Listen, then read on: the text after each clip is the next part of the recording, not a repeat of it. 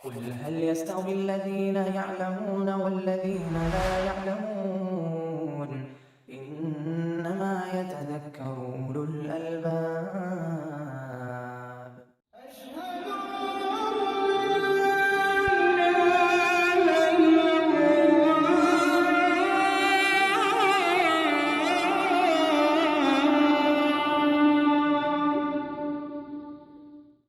بسم اللہ الرحمن الرحیم الحمد للہ رب العالمین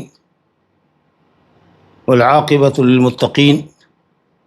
ولا عدوان الا علی الظالمین والصلاة والسلام علی اشرف الانبیاء والمرسلین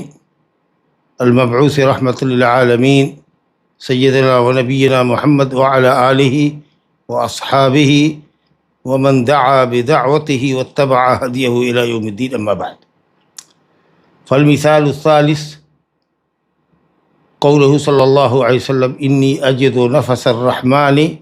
من قبل الیمن. گزشتہ درس میں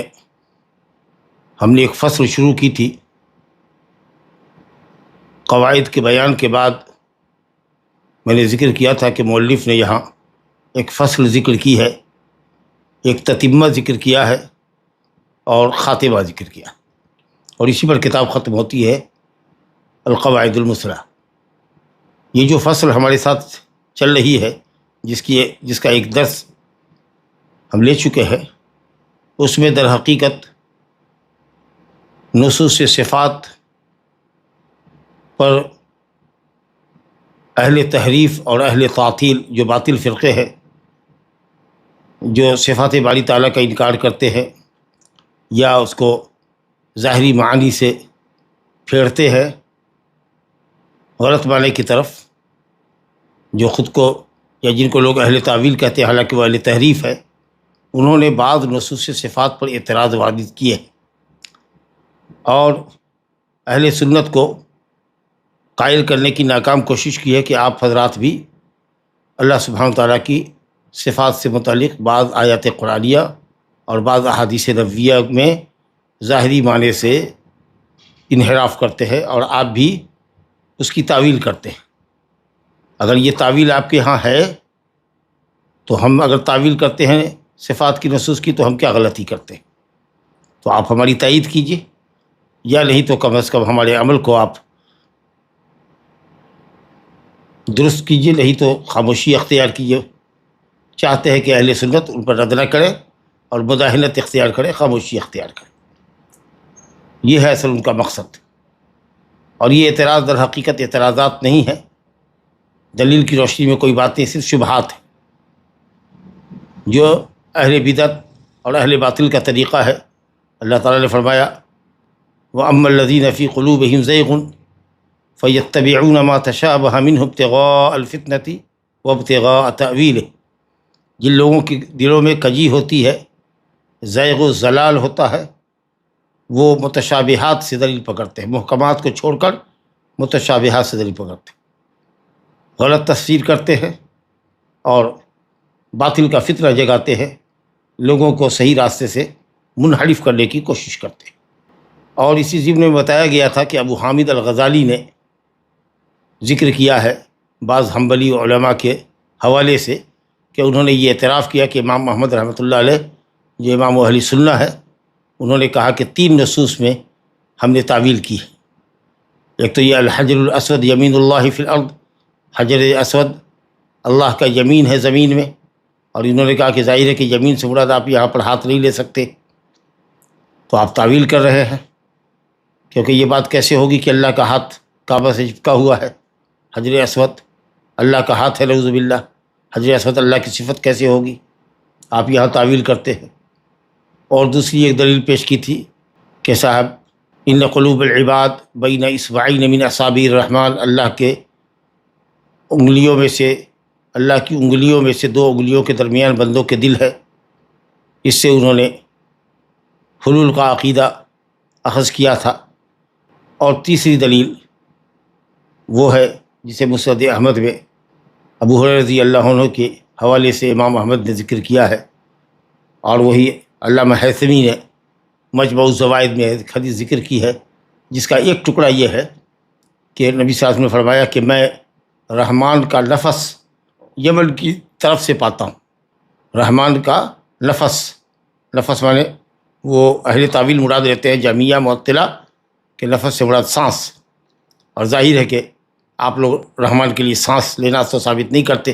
کیونکہ سانس لینا سانس چھوڑنا یہ تو اس کے لیے ہوتا ہے جس کے پاس پیٹ ہو، اور اس کے اندر جو پھیپھڑا ہوتا ہے لنگس، وہ سانس لیتا ہے اور سانس چھوڑتا ہے۔ جی، باہر سے سانس لیتا ہے اور اندر سے جو زہریلی گیس ہوتی ہے اس کو باہر کرتا ہے، آکسیجن لیتا ہے اور کاربن باہر چھوڑتا ہے۔ تو ظاہر ہے کہ آپ یہ معنی نہیں لیں گے، تو آپ معنی اس کا کرتے ہیں کہ رحمان کی مدد یمن کی طرف سے آئی، تو آپ نے بھی تو یہاں پر نفس کا معنی نفس نہیں لیا بلکہ نصرت اور مدد لی، ایک یہ تعویل کرتے ہیں، تو آپ نے تو تعویل کیا۔ امام ابن تیمیہ کے حوالے سے درس آپ کو یاد ہوگا پچھلا کہ امام ابن تیمیہ نے کہا تھا کہ کسی حنبلی نے کہیں بھی یہ بات نقل نہیں کی ہے کہ امام محمد رحمۃ اللہ علیہ نے، امام اہل سنہ نے ان تینوں مثالوں میں آیت کی تعویل کی ہے، یعنی تحریف کی ہے، ظاہری معنی سے نصوص کو پھیرا ہے، ایسا کچھ نہیں ہے۔ یہ امام احمد کی طرف اس قول کی نسبت یا بعض حنبلیوں کی طرف جو امام غزالی نے نسبت کی ہے، یہ نسبت غلط ہے۔ دوسری بات یہ کہی گئی تھی کہ دو جوابات ہیں، ایک اجمالی جواب دیں گے ہم معترضین کے اعتراضات کا، معطلہ جہمیہ کا یا اللہ تعالیٰ کی صفات کی تعویل کرنے والے اشاعرہ کا، معتزلہ کا، اور جہمیہ کا جو اللہ تعالیٰ کی صفات کا انکار کرتے ہیں کلی طور پر، ان کا دو رد کریں گے۔ ایک تو اجمالی ہوگا، اجمالی میں یہ ہوگا کہ ہم اس بات کا پہلے انکار کریں گے، اجمالی دو طریقے سے ہوگا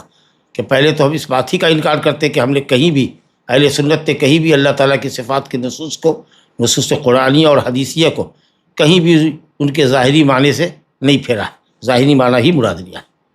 اور دوسرا یہ اجمالی جواب تھا کہ اگر کہیں آپ کو لگتا ہے کہ ظاہری معنی سے ہم نے پھیرا ہے تو سیاق و سواق کی دلالت ہے، جملے کے پورے جملے کا خلاصہ وہ ہوتا ہے، اور اس کے اوپر کتاب و سنت کی دلیل ہوتی ہے، اور جب دلیل موجود ہو تو اس کو تحریف یا تعطیل نہیں کہہ سکتے، یہ تفسیر ہے۔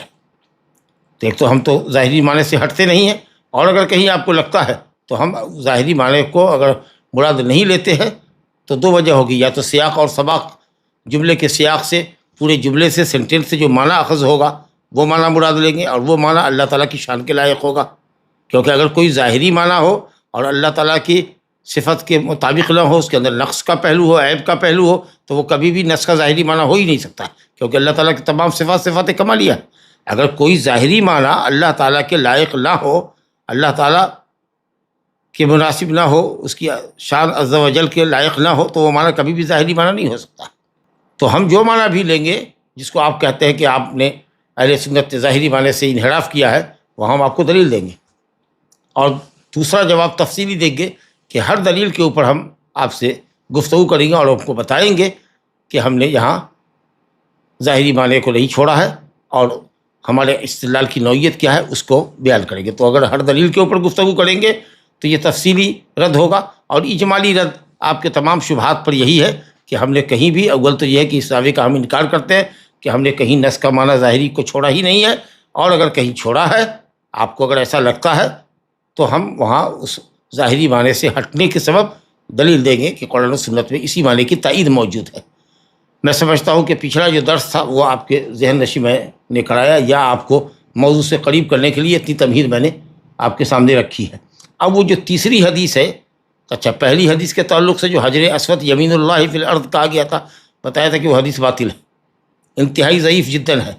اور کوئی یمین اللہ فی الارض نہیں ہے۔ یہ فی الارض کا لفظ بتا رہا ہے کہ اللہ تعالیٰ کے لیے یہ صفت نہیں ہو سکتی ہے کہ زمین میں اللہ کا ہاتھ ہو اور پھر اللہ تعالیٰ عرش پر ہے، اس کا ہاتھ وہاں بھی اس کے ساتھ ہو، اور حجر اسود اللہ کا ہاتھ ہے نعوذ باللہ جو کعبے سے چپکا ہوا ہے، وہ یہ حدیث ہی صحیح نہیں ہے، اور اس کی سند کے اندر راوی جو ہے قابل اعتبار نہیں ہے، کسی بھی اعتبار سے نہیں۔ دوسرے یہ کہ فی الارض کی جو قید ہے وہ قید بتا رہی ہے کہ یمین سے مراد اللہ تعالیٰ کا داہنا ہاتھ مراد نہیں ہے۔ تو حضرت عبداللہ بن عباس سے جو تفسیر ثابت ہے کہ جو موقوف قول ہے ابن عباس کا کہ اصل میں حجر اسود کو چھونے اور چومنے کی فضیلت کو بتانے کے لیے کہا گیا کہ جس نے حجر اسود کو چوما یا حجر اسود کے اوپر ہاتھ رکھا اور اس کو چوما، گویا کأنما، گویا کہ اس نے اللہ سے مصافحہ کیا. یہ فضیلت ہے اس کی، نہ یہ کہ وہ اللہ کا ہاتھ ہے، جیسا کہ حضرت عبداللہ بن عباس نے کہا. اور دوسرا مسئلہ یہ تھا کہ اللہ تعالیٰ کے دو کی انگلیاں ہیں، حقیقی انگلیاں ہیں، اور دو انگلیوں کے درمیان بندوں کے دل ہیں، یہ بھی حقیقی ہے، اور ان کو وہ کیسے بھی چاہے پھیرتا ہے. اسی لیے دل کے الٹ پھیر ہونے کی وجہ سے نبی کریم صلی اللہ علیہ وسلم اپنے نفس پر خوف کھاتے تھے. تو ہم لوگوں کو کتنا خوف کھانا چاہیے کہ نعوذ باللہ ایسا نہ ہو کہ کبھی ہمارا دل حق سے پھر جائے باطل کی طرف. اس لیے ہمیشہ اللہ سے دعا کرنی چاہیے کہ اللہم صرف قلوبنا علی دینک وعلی طاعتک، اللہم ثبت قلوبنا علی دینک وعلی طاعتک. اے اللہ ہمارے دلوں کو اپنی دین کی طرف، اپنی اطاعت کی طرف پھیر دے، یا ہمارے دلوں کو اپنی اطاعت پر، اپنی بندگی کے اوپر جمائے رکھ. اور میں نے یہ بھی بتایا تھا کہ اللہ تعالیٰ کیسے بھی چاہے پھیرتا ہے، جیسے چاہتا ہے پھیرتا ہے. اللہ کی مشیت حکمت پر مبنی ہے، پھیرنے میں مشیت ہوتی ہے. اگر کسی کے دل کو حق سے باطل کی طرف پھیرتا ہے تو ضرور اس کے اندر کوئی نہ کوئی کجی اور منافقت ہوتی ہے. ورنہ اگر آدمی صادق فی النیہ ہو، ایمان پختہ ہو، راسخ فی الایمان ہو، اور اعمال صالحہ کرتا ہو، اللہ تعالیٰ سے اس کو دعا اور مناجات کرتا ہو، تو انشاءاللہ اللہ تعالیٰ اس کے دل کو جمائے رکھتا ہے حق کے اوپر، اور یہی اس کے عدل کا تقاضا بھی ہے. البتہ جو حلولی حضرات چاہتے ہیں کہ دو انگلیوں کے درمیان اگر اللہ کے ہاتھ ہے تو دل کو اللہ ٹچ کر رہا ہے اور دل اللہ کی انگلیوں سے ٹچ ہو رہے ہیں، اور اس طریقہ سے حلول ہے، یہ بات غلط ہے، اور اس کے اوپر رد آیا تھا. اب یہ جو تیسری دلیل ہے ہمارے سامنے، اس پر گفتگو کرتے ہیں کہ وہ تیسری دلیل جس میں کہتے ہیں کہ امام محمد رحمۃ اللہ علیہ نے ظاہری معنی کو چھوڑا ہے، حالانکہ ایسا کوئی دعویٰ صحیح نہیں ہے، اور اہل سنت اس حدیث کو لے رہے ہیں اور اس کا بالکل ظاہری معنی ہی مراد لیتے ہیں، جیسا کہ سیاق و سباق سے پتہ چلتا ہے. کیونکہ جملے کا ظاہری معنی وہی ہوتا ہے جس پر پورا سینٹینس دلالت کرے. آپ ایک لفظ سے کوئی ظاہری معنی نہیں لے سکتے. مثلا مثال کے طور پر آپ دیکھیے قرآن مجید میں ہے نا، فویل للمصلین، نمازیوں کے لیے ویل ہے، لا حول ولا قوت الا باللہ، نمازیوں کے لیے ویل ہے. کوئی یہ تو نہیں پڑھا کر کے رک جائے اور آگے کی جو قید ہے یا آگے کی جو صفت ہے آپ اس کو نہ لیں تو معنی بالکل غلط ہو جائے گا. کیونکہ اللہ نے کہا فویل للمصلین الذین هم عن صلاتهم ساہون، جو اپنی نمازوں سے سہو کرتے ہیں، غفلت برتتے ہیں. یا فخلف من بعدهم خلف اضاعوا الصلاۃ واتبعوا الشہوات فسوف یلقون غیا، غی میں داخل ہوں گے، ڈالے جائیں گے وہ جو نماز سے غفلت برتتے ہیں، ضائع کرتے ہیں اور شہوات کے پیچھے رکھتے ہیں. یا قرآن نے کہا ولا لا تقربوا الصلاۃ، نماز کے قریب نہ ہو. کوئی اتنی پر رک جائے وہ انتم سکارا کو چھوڑ دے درحال کہ تم نشے میں ہو، تو معنی بالکل غلط ہو جائے گا. تو آپ ایک لفظ دلیل پر کرتے، آپ سیاق اور سباق نہیں دیکھتے، آگے کا جملہ نہیں دیکھتے، پیچھے کا جملہ نہیں دیکھتے، اور جس کانٹیکسٹ میں وہ استعمال ہوا ہے وہ بھی آپ نہیں دیکھتے، تو وہ کبھی بھی ظاہری معنی نہیں ہو سکتا. اور اگر کوئی بھی ظاہری معنی ایسا ہے جو اللہ تعالیٰ کی شان کو زیب نہیں دیتا ہے تو وہ کبھی بھی نقص کا ظاہری معنی ہو ہی نہیں سکتا، کیونکہ اللہ تعالیٰ کی صفات کبھی بھی نقص کی صفات ہو ہی نہیں سکتی. تمام صفات صفات کمالی ہے، جیسا کہ ہم پڑھ چکے ہیں. اب اس حدیث کو دیکھیے، کہتے ہیں کہ انی اجد نفس الرحمن، میں رحمان کے نفس کو پاتا ہوں یمن کی جانب سے. اب اس اہل تعویل جو اہل تحریف ہے، اہل تعطیل معطلہ، یہ کہتے ہیں کہ نفس الرحمن، نفس سے مراد سانس، اللہ تعالیٰ کی سانس کدھر سے آتی ہے؟ گویا اللہ تعالیٰ سانس لیتا ہے اور اس کی سانس کدھر سے آتے ہے؟ من قبل الیمن، یمن کی طرف سے آتی ہے. لا حول ولا قوت الا باللہ. جس اللہ رب العالمین نے پوری کائنات کو اپنے احاطے میں رکھا ہے، احاطہ بکل شیء علما، پوری روئے زمین اس کے احاطے میں ہے، سب عرش کے نیچے ہے، سب کرسی کے نیچے ہے، کرسی عرش کے مقابلے میں بہت چھوٹی ہے، اس کے اوپر رب العالمین ہے، تمام مخلوقات تو یہاں ہے. اللہ رب العالمین پوری روئے زمین کو قیامت کے دن ایک ہاتھ میں لے لے گا. جی تو یمن کی طرف سے نفس آ رہا ہے. یہ لفظ یمن کی طرف سے سانس کا آنا خود اس بات کی دلیل ہے کہ یہاں پر نفس کے معنی میں نہیں ہے، سانس کے معنی میں نہیں ہے جو ہم لیتے ہیں یا چھوڑتے ہیں، وہ سانس مراد نہیں ہے، کوئی اور معنی ہے. آپ غلط معنی لے رہے ہیں نفس کا. اب نفس کا کیا معنی صحیح ہوگا وہ دیکھیے سیاق سے آپ کو سمجھ میں آئے گا. پہلے حدیث دیکھیے، پوری حدیث لے کر آئے ہیں. کہتے ہیں کہ یہ جو تیسری مثال ہے کہ میں رحمان کے نفس کو پاتا ہوں یمن کی جانب سے، کہتے ہیں کہ یہ اس حدیث کو امام احمد نے اپنی مسند میں ذکر کیا ہے، مسند احمد ابن حنبل. ابو ہریرہ رضی اللہ عنہ کی حدیث میں یہ ہے، انہوں نے کہا کہ نبی صلی اللہ علیہ وسلم فرمایا الا حرف تنبیہ ہے، لوگوں خبردار، آگاہ رہو، مطلع ہو جاؤ اس بات پر، ان الایمان یمان، بے شک ایمان تو یمنی ایمان ہے. یعنی ایمان کا سوتا پھوٹا ہے کہاں سے؟ ایمان کا چشمہ کہاں سے نکلا ہے؟ یمن سے، اور یمن سے مراد کیا ہے؟ مکہ، کیونکہ مکے میں اسلام کی پرنور شعاع روشن ہوئی، وہاں سے کرنیں پھوٹی اسلام کی۔ نبی کریم صلی اللہ علیہ وسلم کی بعثت مکے میں ہوئی، تو مکہ مدینہ کا جو پورا علاقہ ہے یہ یمن کا علاقہ کہلاتا ہے، یمن کی جانب ہے، اور اس کے مقابلے میں دمشق وغیرہ جو شام ہے، فلسطین ہے، یہ شام کہلاتا ہے۔ تو وہ جو حصہ یمن کی طرف تھا، یمن جو ملک ہے اس سے جو لگا ہوا حصہ تھا اس کو کہتے تھے یمن، اور جو بیت المقدس سے لگا ہوا حصہ تھا اس کو شام کہتے ہیں۔ تو یمن کی طرف سے یمن کا ایمان اصل ایمان ہے، یا ایمان کا سوتا پھوٹا ہے یمن سے۔ نبع الایمان من الیمن مراد ہے من الحجاز، من مکہ۔ اسلام کی پرنور شعاع جو روشن ہوئی ہیں، پھوٹی ہیں، جو کرنیں پھوٹی ہیں، وہ کہاں سے؟ مکے سے۔ تو ان الایمان یمانی۔ اس کے بعد آپ نے کہا والحکمت یمانی ہے، حکمت تو اصل میں یمانی حکمت ہے، یعنی حجاز والے اور یمن والے جو اس طرف کے پورا خطہ ہے، جو یمن کا علاقہ جو قدیم زمانے میں حجاز مقدس کو شامل تھا، جس میں مکہ اور مدینہ آتا ہے، کہا کہ یہاں کی حکمت ہے، اور حکمت جانتے ہیں آپ، وضع الشیء وضع کل شیء فی محلہا، ہر چیز کو اس کے صحیح مقام پہ رکھنا حکمت ہے۔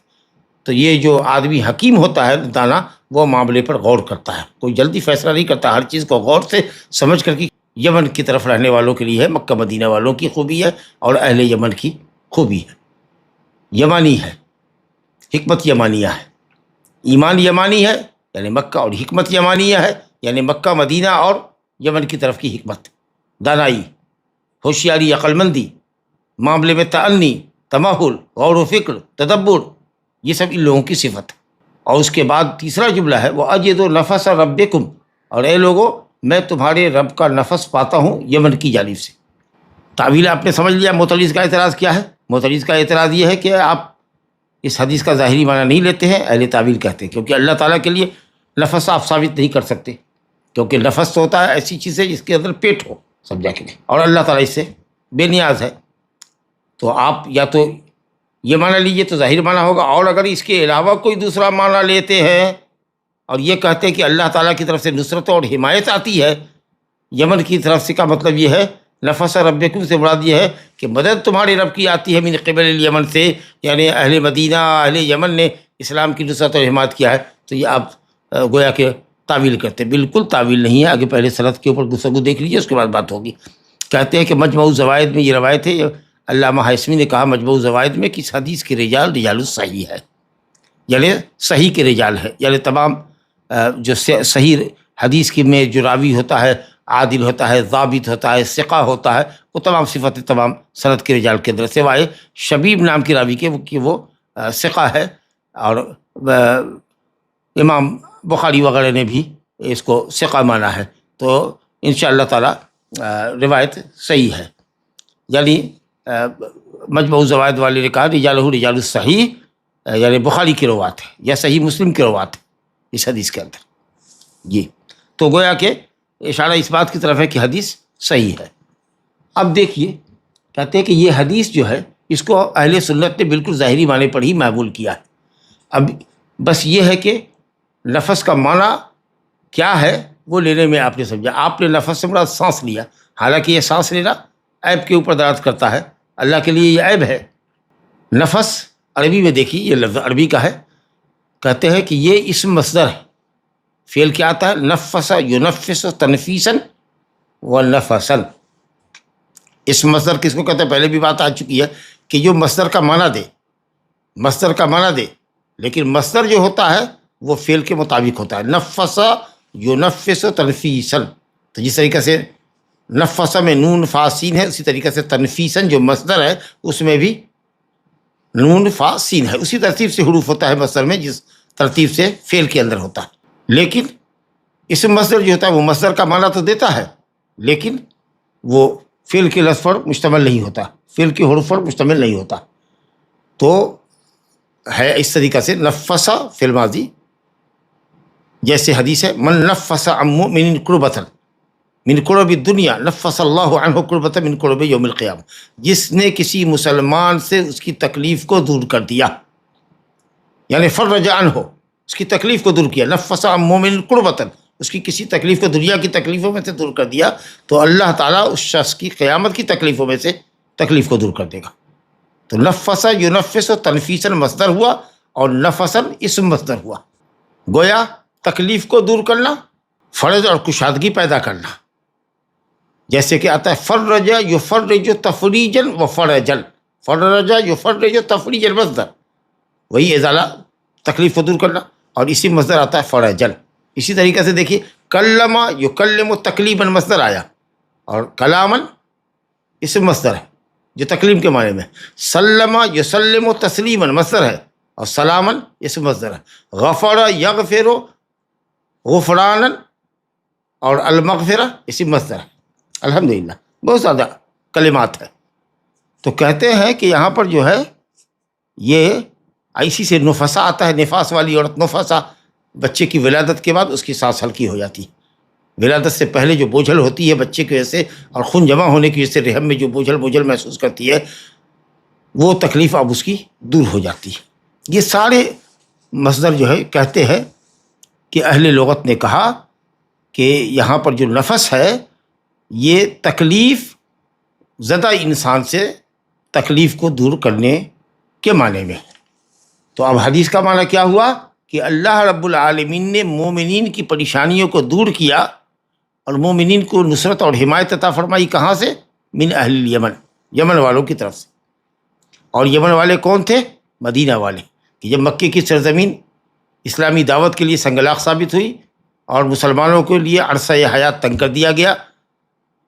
تو مسلمانوں نے شروع میں تو ہجرت حبشہ کی، 2 مرتبہ ہجرت حبشہ ہوئی، اور پھر اس کے بعد نبی صلی اللہ علیہ وسلم کو حکم ہو گیا ہجرت مدینہ کا، تو لوگ مدینہ کی طرف ہجرت کرنے لگے. جب آپ ہجرت کر کے آئے تو پھر لوگ تیزی کے ساتھ ہجرت کرنے لگے. یہ مدینہ میں جو لوگ تھے، اوس اور خزرج کے قبیلے جو مسلمان ہوئے اور جن کی نصرت دین کی وجہ سے ان کو انصار کہا گیا، انصار کا لقب اللہ اور اس کے رسول نے دیا. یہ اصلاً کہاں کے تھے؟ اوس اور خزرج کا قبیلہ کہاں کا تھا؟ قحطانی قبیلہ تھا. یہ قوم سبا سے تھے. جب ہلاکت کے بعد طوفان بلاخیز آنے کے بعد، سیلاب کا عظیم طوفان آنے کے بعد، جب آبادی وہاں سے تتر بتر ہو گئی اور ان کے باغات جو اچھے قسم کے پھل اور فروٹس کے اوپر مشتمل تھے وہ سب بیری اور جھاؤ وغیرہ کے درختوں میں تبدیل ہو گئے، جس کی تفصیل سورہ سبا کے اندر آئی ہے. تو قومیں مختلف علاقوں میں چلی گئی. چنانچہ اوس اور خزرج کے قبیلے بھی قحطانی قبیلے تھے، یمنی قبیلے تھے، وہ آ کر کے مدینے میں آباد ہوئے اور اللہ تعالیٰ نے ان کو مشرف اسلام کیا، اور یہ لوگ مسلمانوں کے لیے بہت بڑے مددگار ثابت ہوئے. والذین تبوؤا الدار والایمان من قبلہم یحبون من ہاجر الیہم. جو مدینہ میں ہجرت کرنے والوں سے پہلے مسلمان ہو چکے تھے، ہجرت کرنے والوں کی ہجرت سے پہلے الحمدللہ وہ مسلمان ہو چکے. جب آپ ہجرت کر کے آئے ہیں تو الحمدللہ مدینہ میں لوگ مسلمان ہو چکے ہیں، اور انہوں نے اپنے دلوں کے ساتھ اپنے گھروں کے دروازے بھی مہاجرین کے لیے کھولے، اور وہاں سے اسلام کی نصرت اور حمایت کا ایک دور شروع ہوتا ہے. ٹرننگ پوائنٹ ہوئی یہ ہجرت اسلامی تاریخ کے اندر. اور اسی طریقے سے شیخ الاسلام ابن تیمیہ کا قول نقل کیا ہے کہ وَهَؤُلَاءِ هُمُ الَّذِينَ قَاتَلُوا عَلَى الرِّدَّةِ. اہل یمن نے، اہل ردت کی، ابو بکر صدیق رضی اللہ عنہ کے زمانے میں جو لوگ مرتد ہو گئے تھے، جو مانعین زکوٰۃ تھے، جو مرتد ہو گئے تھے، ان کے مقابلے میں، اہل ردہ کے مقابلے میں قتال اور جنگ کرنے کے لیے بڑی تعداد میں یمن سے لوگ آئے اور انہوں نے ملکوں کو فتح کیا. تو اس طریقے سے اللہ رب العالمین نے فَبِهِمْ، ان کے ذریعے نفس الرحمن عن المؤمنین القربات، اللہ نے مومنین سے تکلیفوں کو دور کیا اور اسلام وہاں سے پھیلنا شروع ہوا، اور جزیرۃ العرب میں خود نبی صلی اللہ علیہ وسلم کی زندگی میں پھیل گیا، اور اسلام جزیرۃ العرب میں غالب دین بن گیا. تو یہ معنی ہے نفس کا. نفس معنی تنفیس کے، تفریج کے، کہ مسلمانوں کی تکلیف اور پریشانی دور ہو گئی اور نصرت اور حمایت آ گئی. کہاں کسی طرح کی کوئی تعویل تو نہیں ہوئی حدیث کے اندر. آپ نے جو معنی لیا تھا وہ فاسد معنی تھا، کیونکہ قرآن اور سنت کی ظاہری دلالت اس کے بطلان پر دلالت کرتی ہے. جی وہ معنی آپ لے رہے ہیں جو اللہ تعالیٰ کی شان کو زیب نہیں دیتا. لیکن جو معنی آیا نفس کا تنفیس کے معنی میں، کیونکہ اسم مصدر ہے، یہ تنفیس مصدر ہے، اور اس کا اسم مصدر جو اس کے معنی میں ہے نفس آتا ہے، اور یہ معنی بالکل صحیح ہے جیسا کہ میں نے تفصیل آپ کو بتائی. لہذا یہ کہنا کہ ہم نے حدیث کو ظاہری معنی سے پھیرا ہے، بالکل نہیں، بلکہ ہم نے حدیث کا وہ معنی دیا ہے جس کا یہ لفظ محتمل ہے. جس طریقے سے نفس سانس لینے اور چھوڑنے کو کہتے ہیں، اسی طریقے سے نفس ازالہ کربات کو بھی کہتے ہیں، کہ تکلیفوں کو دور کرنے کو بھی نفس ہی کہتے ہیں. تو جو معنی اللہ کے لائق ہے وہ معنی وہی ہے کہ اللہ تعالیٰ کی طرف سے نصرت اور حمایت آئی، کیونکہ جو معنی آپ ظاہری میں سانس لینے اور چھوڑنے والی بات کر رہے ہیں، یہ معنی اللہ تعالیٰ کی شان کو زیبا نہیں ہے، کیونکہ اللہ الصمد ہے، اپنی تمام صفتوں میں کامل ہے، اور کسی چیز کی اس کو حاجت نہیں ہے، نہ وہ کھاتا ہے اور نہ وہ سانس لیتا ہے چھوڑتا ہے، یہ ہم ثابت نہیں کر سکتے کیونکہ ثابت نہیں ہے، اور ثابت اگر نہیں ہے تو ہم اس کو ثابت نہیں کر سکتے جی، کیونکہ بلا شبہ یہ نقص ہے، اور اللہ تعالیٰ نقص سے پاک ہے۔ اگر کسی کی سانس کو آپ دبا دیجئے جی، اس کا سانس نہ لینے دیجئے، اس کے ناک کے اوپر پیلو ڈال کر کے اس کو دبا دیجئے کچھ دیر تک جی، یا آدمی اپنی سانس روکے رہے یا اس کے سانس کو آپ روک دیجئے، مر جائے گا وہ، تو یہ بہرحال یہ عیب تو ہے۔ تو معنی جو مناسب ہے اللہ تعالیٰ کی شان کے مطابق وہی ہے کہ اللہ رب العالمین کی طرف سے نصرت اور حمایت جو مسلمانوں کو حاصل ہوئی وہ یمن کی طرف سے آئی ہے، یعنی اہل یمن کی طرف سے مدینہ والے مراد ہیں اور یمن والے مراد ہیں۔ تو الحمدللہ یہ بالکل ظاہری معنی ہے اور صحیح معنی ہے لفظ کا، اس لیے ان کا جو الزام ہے اہل سنت والجماعت پر کہ آپ نے یہاں ظاہری معنی سے پھیرا ہے، بالکل نہیں لیا، بالکل یہ دعویٰ غلط ہے۔ اب آئیے چوتھی مثال، 3 حدیثیں تو ہم نے پڑھ لی ہیں اور جن پر اعتراض تھا، اور یہ چوتھی مثال ہے، اس کو بھی نشانہ بنایا ہے اپنے غلط اور باطل عقیدے کو ثابت کرنے کے لیے اہل تعطیل نے، اور وہ یہ الزام دھرنا چاہتے ہیں اہل سنت کے سن پر کہ آپ نے تعویل کی ہے یہاں پر، جبکہ کوئی کسی طرح کی کوئی تعویل نہیں ہے۔ چوتھی مثال دیکھیے، کہتے ہیں قولہ تعالیٰ، اللہ تعالیٰ کے قول کو نشانہ بنایا ہے اپنے باطل عقیدے کو ثابت کرنے کے لیے اور اہل سنت پر الزام دھرنے کے لیے کہ آپ نے بھی یہاں ظاہر معنی سے انحراف کیا ہے، لہٰذا ہم اگر انحراف کرتے ہیں تو آپ کو کوئی حق نہیں ہے کہ ہم کو باطل ٹھہرائیں۔ کہا ثم استوى الی السماء، یہ قرآن مجید میں 2 جگہ پر ہے، یہ ثم استوى الی السماء، ایک سورہ بقرہ میں ہے اور ایک سورہ فصلت کے اندر ہے، جہاں پر اللہ نے آسمان و زمین کی تخلیق کا ذکر کیا ہے کہ وہی اللہ ہے جس نے 2 دن کے اندر زمین کو پیدا کر دیا اور اس کے بعد وہ آسمان کی طرف استوا کیا، اس نے آسمان کا قصد کیا، پھر آسمان کو بنایا اور مکمل طریقے سے بنایا، اب انتہائی حسن کے ساتھ بنایا، اور پھر وہ زمین کی طرف متوجہ ہوا تو اس میں اس نے پہاڑ اور دریا اور لوگوں کی روزیاں وغیرہ متعین کی۔ اس طریقے سے 4 دن اللہ رب العالمین نے زمین کی خلقت اور زمین کو سنوارنے میں لگائے، جبکہ 2 دن میں اللہ رب العالمین نے آسمان کو بنایا۔ اللہ تعالیٰ نے فرمایا، سورہ فصلت کی آیات ہے، اب دیکھ لیجیے آیت نمبر 9، 10، 9 سے لے کر 11 آیتوں کو پڑھیے سورہ فصلت میں، حامیم سجدہ کے اندر، قل ائنکم لتکفرون بالذی خلق الارض فی یومین وتجعلون له اندادا ذلک رب العالمین، کہہ دیجیے کہ اے لوگو، تم کیا اس ذات کا انکار کرتے ہو جس نے زمین کو 2 دن میں پیدا کیا، اور تم اس کے لیے شرکا اور نظرا بناتے ہو، ان کے ہم مثل اور ہم پلہ لوگوں کو بناتے ہو۔ ذالک رب العالمین، یہ صفت تو صرف اللہ کی ہے کہ اس نے زمین کو 2 دن میں پیدا کیا، اور اس کے اندر زمین کے اوپر اللہ تعالیٰ نے بھاری بھرکم پہاڑ نصب کیے اور اس میں برکتیں زمین کے اندر اتاری، اور وہاں روزی اللہ نے مقدر فرمائی، یہ کل ملا کر کے 4 دن ہوا۔ اس کے بعد پھر اللہ کہتا ہے ثم استوى الی السماء، پھر اس نے قصد کیا آسمان کا، کیا آسمان کو بنائے۔ کہتے ہیں کہ ثم استوى الی السماء، کیا مفہوم ہے ان کا؟ اعتراض کیا ہے؟ وہ کہتے ہیں ثم استوى الی السماء، اللہ تعالیٰ مستوی ہوا آسمان کی طرف، آسمان کی طرف مستوی ہوا۔ مستوی ہونے کا مطلب تو بلند ہونا بھی ہے، اور مستوی ہونے کا معنی قصد کرنا بھی ہے، یہ لغت سے ثابت کریں گے۔ اب یہ کہتے ہیں الی السماء، الی آتا ہے غائط کے لیے، انتہا کے لیے، اللہ تعالیٰ آسمان کی طرف بلند ہوا، آسمان کی طرف، تو کہاں سے چلا تھا وہ؟ الی تو آخری انتہا کو بتاتا ہے، تو آغاز کہاں سے ہوا؟ من کہاں سے ہوا؟ وہ کہتے ہیں من الارض۔ اس کا مطلب یہ ہوا کہ آسمان پر بلند ہونے سے پہلے اللہ تعالیٰ زمین پر تھا، اور زمین پر ہونے کے بعد جب اس نے زمین کی تخلیق کر دی تو آسمان پر گیا۔ سبحان اللہ، اللہ رب العالمین قرآن میں کہتا ہے خلق الارض والسماوات، جب اللہ تعالیٰ نے زمین آسمان کو پیدا کیا، جی اللہ نے جب زمین و آسمان کو پیدا کر دیا تب اس نے عرش پر بلندی حاصل کی۔ جی اللہ الذی خلق السماوات والارض فی 6 ایام، جب اللہ تعالیٰ نے زمین اور آسمان کو 6 دن میں پیدا کیا، ثم استوى علی العرش، آسمان کی پیدائش سے پہلے نہیں وہ بلند ہوا، بلکہ علو اللہ تعالیٰ کی ذاتی صفت، وہ ہمیشہ ہی بلند رہا ہے، مخلوق کے اوپر رہا ہے۔ ایسا نہیں ہے کہ زمین پہ تھا اور زمین سے وہ آسمان کی طرف چڑھا ہے۔ تو یہ جو معنی کرتے ہیں کہ الی غایت کے لیے، انتہا کے لیے آتا ہے، تو اللہ تعالیٰ کا گویا کہ سفر شروع ہوا ہے زمین سے لے کر آسمان تک، تو آسمان کی تخلیق سے پہلے اللہ زمین میں تھا، یہ معنی کرنا چاہتے ہیں، اور یہ معنی بالکل غلط ہے۔ تو اس کا جواب اہل سنت نے کہا ہے کہ غلط تم نے معنی کیا، ایسا ہرگز نہیں ہے، کبھی بھی اہل سنت نے اللہ رب العالمین کے لیے اسفلیت کو پسند کیا ہی نہیں ہے، وہ ہمیشہ ہی اعلیٰ رہا ہے، اپنی مخلوق کے اوپر بلند رہا ہے، کبھی بھی کوئی مخلوق اس کے اوپر بلند نہیں رہی ہے۔ تو علو اللہ تعالیٰ کی ذاتی صفت ہے، لیکن یہ معطلہ اور اسی طریقے سے اشاعرہ بھی اللہ تعالیٰ کے لیے علو کا انکار کرتے ہیں، یہ چونکہ ثابت کرتے ہیں کہ اللہ ہر جگہ موجود ہے جی، تو اس طریقے سے علو کی نفی کرنے کے لیے انہوں نے یہ پیترا بازی کی کہ اللہ تعالیٰ آسمان کی طرف چڑھا، ارتفاع، چڑھا آسمان کی طرف، تو طرف الا آسمان تک، فلاں فلاں سے جگہ مکہ تک گیا، مکہ تک گیا تو تک تو آخری انتہا ہوئی اس کے سفر کی، لیکن آغاز تو کہیں سے ہوا ہوگا، تو یہ کہتے ہیں کہ زمین سے اس کا سفر شروع ہوا، گویا زمین پہ پہلے تھا آسمان کی بلندی سے پہلے، جبکہ اہل سنت والجماعت کا متفقہ عقیدہ یہ ہے کہ اللہ رب العالمین ہمیشہ ہی عالی رہا ہے، وہ ہمیشہ اپنی مخلوقات کے اوپر رہا ہے، کبھی بھی زمین سے اوپر نہیں گیا، وہ ہمیشہ ہی اوپر رہا ہے، اوپر رہ کے ہی اسے پیدا کیا، اور زمین کے اوپر رہ کے پیدا کیا، آسمان کے اوپر رہ کے پیدا کیا، اور جب زمین اور آسمان مکمل ہو گیا، جب آسمان اور زمین کی تخلیق کو اللہ نے 6 دن میں مکمل کر دی، ثم استویٰ علی العرش، پھر وہ عرش کے اوپر مستوی ہوا۔ تو یہ ہے قرآن مجید کی آیت کہ استویٰ علی العرش اللہ کا ہوا ہے آسمان اور زمین کے بعد، نہ یہ کہ خلق السماوات،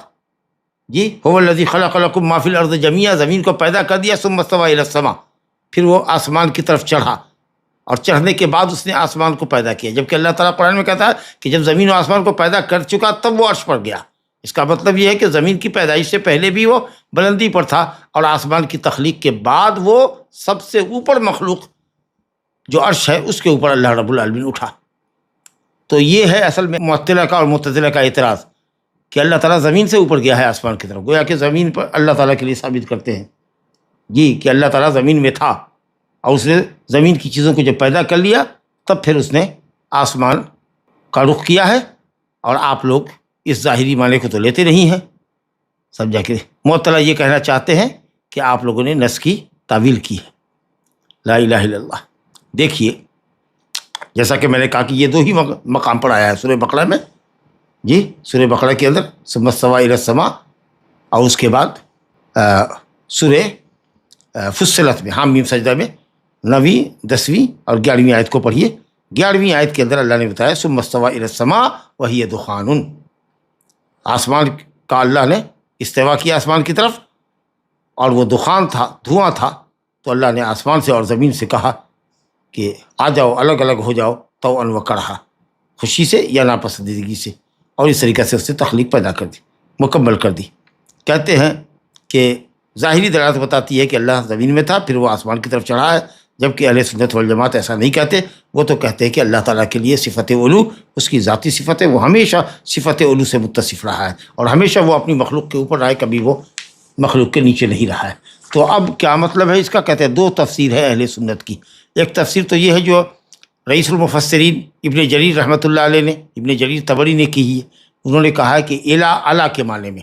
الا علی کے معنی میں ہے، ثم استویٰ الی السماء کو کہا علی السماء فسواہن، اور اللہ تعالیٰ نے آسمان کو 7 آسمان پیدا کیے، یہ معنی مفسر کا ہے، آسمان کی طرف وہ بلند ہوا، استویٰ علی السماء، الا بمعنی علی ہے، حرف جر کئی معنی میں آتا ہے، الا علی کے معنی میں آتا ہے، اور کہیں فی با کے معنی میں آتا ہے، با فی کے معنی میں داخل ہوتا ہے، عربی زبان ہے، وسیع زبان ہے، تو مگر اس کے اوپر اعتراض ہے ابن جریر کی تفسیر پر۔ اگر یہ معنی ہے ثم استویٰ الی السماء کہ اللہ تعالیٰ بلندی کی طرف گیا تب تو ٹھیک ہے، لیکن اگر یہ معنی ہے کہ اللہ تعالیٰ آسمان کی طرف بلند ہوا تو پہلے آسمان پر بلند ہوا اور پھر وہ عرش پر بلند ہوا، یہ معنی اہل سنت والجماعت نے صراحت کے ساتھ کہیں نہیں کیا ہے۔ تو اسی لیے یہ جو علامہ ابن جریر کی تفسیر ہے، تو اگر الی السماء سے بڑا سما نہیں، وہ جو ہے سما وہ نہیں بلکہ بلندی، کہ اللہ تعالیٰ بلندی کی پر تھا اور اس نے زمین کو بلندی سے پیدا کیا، پھر آسمان کو بھی بلندی پر ہوتے ہوئے پیدا کیا، اور پھر ایک ہی مرتبہ وہ جب اس کے بعد عرش بنا تو اللہ عرش کے اوپر ہوا۔ تو ایک تفسیر تو یہ ہے کہ الہ کو اعلیٰ کے معنی میں لیا جائے جی۔ دوسری تفسیر جو صحیح تفسیر ہے، جس کو حافظ ابن کثیر نے لکھا ہے اور وہ بالکل صحیح تفسیر ہے، کہ استوا کے معنی آتا ہے قصد کرنا، مکمل قصد کرنا، اور کسی بھی چیز کو کی تخلیق کا قصد کرنا اور اس کو عمدہ طریقے پر، مکمل طریقے پر، غایت درجہ کمال کے ساتھ اس کو وجود بخشنا، یہ معنی ہے۔ ثم استوى الى السماء، یعنی اللہ رب العالمین جب زمین کو پیدا کر چکا، درا حالے کہ وہ بلندی پر تھا اپنی مخلوق کے اوپر، تو جب زمین کو اللہ نے بنا لیا تو قصد الى السماء، استوا کا جب صلہ الی آتا ہے، دیکھیے حرف جر جو کہیں ہوتا ہے الی علی، اس کے حساب سے معنی ہوتا ہے، ایک ہی لفظ ہے، لیکن اگر آگے الی آ گیا تو اس کا کچھ اور معنی ہوگا، علی ہوگا تو کچھ اور معنی ہوگا جی۔ تو کہتے ہیں کہ استوا کا جب صلہ الی آوے، جب استوا کے بعد الی آئے تو وہاں پر قصد کے معنی میں ہوگا، قصد کیا، اور قصد تام، مکمل قصد کیا جی۔ یعنی اللہ رب العالمین زمین کی تخلیق سے فارغ ہونے کے بعد اس نے آسمان کو پیدا کرنے کا ارادہ کیا، یہ مطلب، اور آسمان کی تخلیق کی طرف وہ متوجہ ہوا۔ علامہ بغوی نے بھی یہی معنی کہا، عمد الی خلق السماء، اللہ نے زمین کی تخلیق جب کر دی تو آسمان کا ارادہ کیا، پھر آسمان کی جب تخلیق مکمل ہو گئی 2 دن کے اندر، تو رب العالمین نے کا جو عرش تھا، اس عرش کو اللہ رب العالمین نے پھر، یا اللہ نے عرش کو پیدا کیا، اور اس کے بعد وہ جو عرش اللہ کی مخلوق تھی، کان اللہ علم یکن شیء، اللہ تھا اور کوئی بھی چیز نہیں تھا، اور اس کا عرش پانی پر تھا جی۔ یہ استوا کے معنی قصد کرنا ہے، جیسے قرآن نے دیکھیے کہا ہے وَلَمَّا بَلَغَ أَشُدَّهُ وَاسْتَوَى آتَيْنَاهُ حُكْمًا وَعِلْمًا، سورہ قصص کی آیت ہے۔ جب وہ بلوغت کو پہنچے، واستوى یعنی کمل عقلہ، جب ان کی عقل مکمل ہوئی، جب حضرت موسیٰ علیہ السلام بلوغت کو پہنچے، واستوى وَلَمَّا بَلَغَ أَشُدَّهُ وَاسْتَوَى کمل عقلہ، تو استوا کا صلہ جب الی آتا ہے تو معنی قصد کرنا ہوتا ہے، اور استوا کا صلہ جب علی آتا ہے تو بلند ہونا ہوتا ہے۔ تو یہ الی اور علی کی وجہ سے معنی ہے۔ تو اہل سنت نے یہ کہا کہ عربی زبان میں جو استعمال ہے اس جملے کو استعمال کے حساب سے معنی کرنا پڑے گا۔ جیسے کہ دیکھیے ایک مثال دیا ہے، دیکھو قرآن مجید میں کہا ہے اللہ تعالیٰ نے عیناً یشرب، سورہ انسان میں، سورہ دہر میں آیت نمبر 6 میں ہے، عیناً یشرب بہا عباد اللہ یفجرونہا تفجیرا، عیناً یشرب بہا عباد اللہ، چشمہ، یشرب بہا، اس سے پیتے ہیں اللہ کے بندے، چشمے سے پیتے ہیں اللہ کے بندے۔ کیا مطلب ہے چشمے سے پیتے ہیں؟ چشمے سے پیتے ہیں، بہا، چشمے کے ذریعے نہیں پیتے، با کے معنی الصاق، یا با کا استعانت، یا با ذریعہ، آدمی چلو اس کے ذریعے پیتا ہے، چشمے سے پانی لیتا ہے، چلو سے پیتا ہے، یا کسی برتن میں لے کے پیتا ہے، چشمے کے ساتھ نہیں پیتا، چشمے سے پیتا ہے، کنویں سے پانی لیتا ہے، من جی، من، عیناً یشرب بہا ہے، اس کا مطلب ہوا کہ یہاں پر یشرب بہا کا مطلب ہوا یروی بہا، آدمی سیراب ہوتا ہے، چشمے سے آدمی اللہ کے بندے سیراب ہوتے، یشرب بہا۔ اور اگر وہ معنی نہیں ہوتا، یشربو کا معنی پینا ہوتا، تو پھر بہا نہیں ہوتا، مینہا ہوتا، کہ چشمے سے پیتے ہیں، چشمے سے پانی لے کے پیتے ہیں۔ اب پینے کے لیے آلہ جو ہے پینے کا، وہ ہاتھ ہو سکتا ہے، گلاس ہو سکتا ہے، برتن ہو سکتا ہے، تو بے نہیں آتا۔ بے کے آنے کا مطلب یہ کہ یہاں پر یشربو کے معنی میں نہیں ہے کہ چشمے کے ذریعے پیتے ہیں، بلکہ چشمے سے پیتے ہیں، یعنی سیرابی چشمے سے حاصل کرتے ہیں، یہ معنی ہوگا، بالکل صاف معنی ہے۔ تو یہ جو ہے،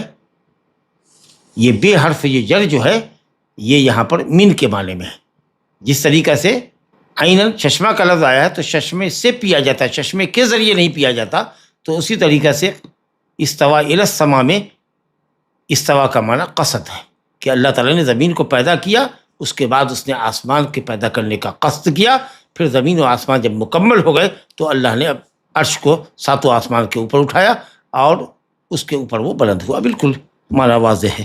تو 2 جواب ہے اہل سنت کا، کہ یا تو الی کو اعلیٰ کے معنی میں لے لیجیے جی، تو پھر اگر ایسا معنی ہوگا تو یہ معنی ہوگا کہ اللہ تعالیٰ آسمان پر بلند ہوا، پھر یہ معنی ہوگا کہ پھر اللہ تعالیٰ آسمان پر بلند ہوا اور پھر عرش پر بلند ہوا، یہ 2 معنی ہوگا۔ حالانکہ اہل علم کے نزدیک یہ معروف نہیں ہے، اس لیے شیخ نے، علامہ ابن عثیمین رحمۃ اللہ علیہ نے ذکر کیا کہ ابن جریر کے معنی میں یا تو الی السماء سے بڑا علو لے لیجیے تب تو ٹھیک ہے، ورنہ ایک ہی مرتبہ اللہ تعالیٰ استوا علی العرش کیا ہے اس نے، آسمان پر مستوی نہیں ہوا ہے اور پھر عرش پر مستوی ہوا ہو، ایسا نہیں ہوا ہے. تو اس لیے ابن کثیر رحمۃ اللہ علیہ کا جو قول ہے کہ صاحب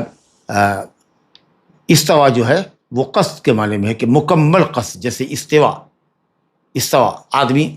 استوا فسواہن، یہ مکمل کر دیا، فسواہن اسی سے استوا، الذی خلق فسوا، جس نے پیدا کیا اور مکمل انسان کو پیدا کیا. تو یہ جو ہے استوا یہ معنی میں کمال اور تمام کا بھی معنی دیتا ہے کہ مکمل طریقے سے. تو ابن کثیر رحمۃ اللہ علیہ نے اور ان سے پہلے کے لوگوں نے بھی جو سمجھا ہے جو معنی کہ استوا کا معنی قصد کرنا، اقبل الی السماء، اللہ تعالیٰ آسمان کی طرف متوجہ ہوا، قصد الی السماء. تو اگر یہ استوا کا معنی قصد اگر لیتے ہیں تو یہ الہ کا جو صلہ ہے، جو الہ بعد میں آیا ہے، وہ بالکل معنی صحیح ہوتا ہے اور بالکل زبردست معنی ہوتا ہے. تو استوا بمعنی ارتفاع کے نہیں بلکہ قصد کے معنی میں کہ اللہ تعالیٰ نے قصد کیا آسمان کی تخلیق کا. تو یہاں پر بھی الحمدللہ اہل سنت والجماعت نے ظاہری معنی کو نہیں چھوڑا ہے. ھذا وباللہ التوفیق وصلی اللہ وسلم وبارک علی نبینا محمد وعلی آلہ وصحبہ اجمعین.